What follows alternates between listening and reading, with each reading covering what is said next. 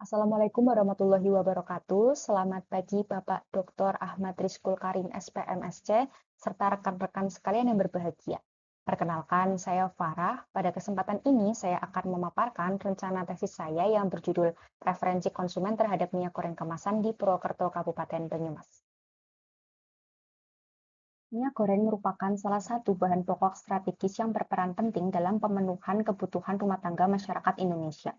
Seiring pertumbuhan penduduk dan perkembangan industri makanan, kebutuhan minyak goreng nasional terus meningkat dari 5,97 juta ton pada tahun 2022 menjadi 6,59 juta ton pada tahun 2023.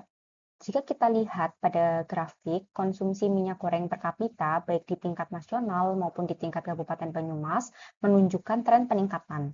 Di Kabupaten Banyumas sendiri, konsumsi itu meningkat sebesar 3,56% dari tahun 2022 ke tahun 2023.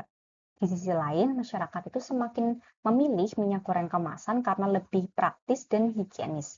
Kondisi ini itu memicu persaingan yang semakin ketat dengan beragamnya merek dan atribut produk. Oleh karena itu, analisis preferensi konsumen menjadi penting untuk mengetahui atribut yang paling dipertimbangkan dalam keputusan pembelian. Adapun rumusan masalah dari penelitian ini, yaitu yang pertama, atribut apa saja yang dipertimbangkan konsumen dalam pengambilan keputusan pembelian minyak goreng kemasan. Yang kedua, bagaimana peringkat kepentingan atribut dalam pengambilan keputusan pembelian minyak goreng. Yang ketiga, bagaimana preferensi konsumen terhadap minyak goreng kemasan. Tujuan penelitian saya adalah yang pertama, mengetahui atribut yang dipertimbangkan konsumen dalam pengambilan keputusan pembelian. Yang kedua, mengetahui peringkat kepentingan atribut dalam pengambilan keputusan pembelian. Yang ketiga, mengetahui preferensi konsumen terhadap minyak goreng kemasan. Adapun manfaat dari penelitian ini yaitu yang pertama bagi produsen dan pelaku usaha minyak goreng kemasan, itu sebagai informasi mengenai perilaku dan preferensi konsumen terhadap minyak goreng kemasan sehingga dapat menyusun strategi dalam hal pemenuhan kebutuhan dan keinginan konsumen.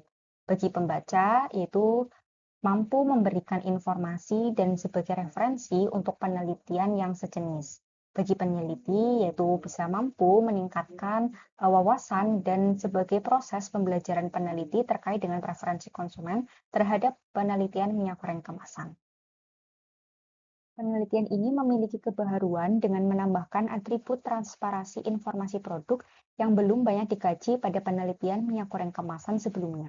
Berbeda dengan studi terdahulu yang umumnya berfokus pada atribut fisik dan ekonomi, penelitian ini itu menilai respon konsumen terhadap tingkat edukasi pada label kemasan, yaitu informasi standar dan informasi lengkap yang bersifat edukatif. Selain itu, dari sisi metodologi, penelitian ini menggunakan kombinasi uji kohran untuk mengidentifikasi atribut yang paling relevan dan analisis konjoin untuk mengukur nilai utilitas serta menentukan kombinasi atribut produk yang paling disukai konsumen secara komprehensif. Pada bagian tinjauan pustaka, penelitian ini didukung oleh tiga konsep utama, yaitu minyak goreng, perilaku konsumen, dan preferensi konsumen.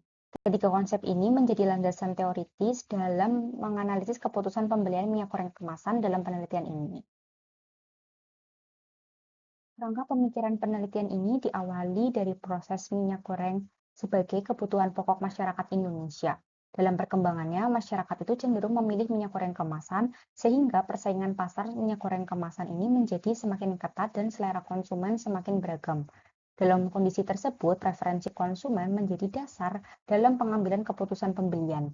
Oleh karena itu, produsen perlu mengetahui preferensi konsumen untuk mempertahankan daya saing. Preferensi konsumen dalam penelitian ini dianalisis melalui atribut minyak goreng kemasan yang meliputi merek, kemasan, harga, ukuran, informasi produk, dan warna. Untuk mengidentifikasi atribut yang dipertimbangkan dan menjadi preferensi konsumen, itu digunakan uji kohran dan analisis konjoin. Hasil analisis tersebut menghasilkan informasi mengenai preferensi konsumen terhadap minyak goreng kemasan. Metode penelitian ini adalah metode survei yang digunakan untuk mengumpulkan data terkait pendapat, karakteristik, dan perilaku responden melalui wawancara atau kuesioner. Objek penelitian ini adalah preferensi konsumen minyak goreng kemasan di Kota Purwokerto, Kabupaten Banyumas.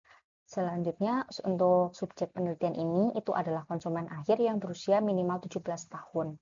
Penelitian akan dilaksanakan di kecamatan yang ada di Purwokerto dan akan dilaksanakan setelah proposal disetujui. Pengambilan data dilakukan dengan menggunakan metode non-probability sampling. Metode non-probability sampling yang digunakan adalah accidental sampling. Untuk menentukan sampel, digunakan rumus Lemeshow sebagai berikut. Berdasarkan perhitungan, dapat diketahui sampel yang digunakan dalam penelitian sebanyak 96 responden dibulatkan menjadi 100 responden. Variabel atau atribut yang digunakan dalam penelitian ini yaitu merek, kemasan, harga, ukuran, informasi produk, dan warna. Variabel dalam penelitian ini diukur menggunakan skala Likert. Analisis data yang digunakan yaitu uji validitas, yaitu untuk mengetahui seberapa cermat suatu item itu dalam mengukur apa yang ingin diukur. Yang kedua, ada uji reliabilitas untuk mengetahui konsistensi kuesioner. Maksudnya, apakah alat ukur tersebut itu akan mendapatkan pengukuran yang tetap konsisten jika pengukuran diulang kembali. Yang ketiga, uji kohran untuk mengetahui atribut yang dipertimbangkan dalam keputusan pembelian. Dan yang keempat, ada uji conjoint untuk mengukur nilai kegunaan dan nilai relatif penting dari tiap-tiap atribut produk untuk mengetahui preferensi konsumen terhadap atribut tersebut. Garis besar pelaksanaan penelitian ini dilakukan secara sistematis dan terencana melalui 4 tahap. Tahap pertama adalah persiapan, yang meliputi survei pendahuluan, penentuan lokasi penelitian, serta penyusunan usulan penelitian. Tahap kedua adalah pengumpulan data, yaitu pengumpulan data primer dan data sekunder yang mendukung penelitian. Tahap ketiga itu adalah pengolahan dan analisis data yang dilakukan melalui proses tabulasi dan analisis berdasarkan data yang diperoleh di lapangan. Dan tahap terakhir itu adalah pembuatan laporan sebagai bentuk penyusunan hasil penelitian sesuai dengan data dan analisis yang dilakukan. Pelaksanaan penelitian ini direncanakan berlangsung selama 4 bulan. Pada bulan pertama dilakukan tahap persiapan penelitian, selanjutnya pengumpulan data dilaksanakan pada bulan kedua hingga bulan ketiga, tahap pengolahan dan analisis data dilakukan setelah proses pengumpulan data selesai, kemudian dilanjutkan dengan penyusunan laporan penelitian pada bulan terakhir. Dengan jadwal tersebut, diharapkan seluruh tahapan penelitian itu dapat berjalan secara sistematis dan sesuai dengan rencana. Demikian pemaparan rencana penelitian yang dapat saya sampaikan. Apabila terdapat kekurangan dalam penyampaian, saya mohon maaf. Atas perhatiannya, saya ucapkan terima kasih. Wassalamualaikum warahmatullahi wabarakatuh.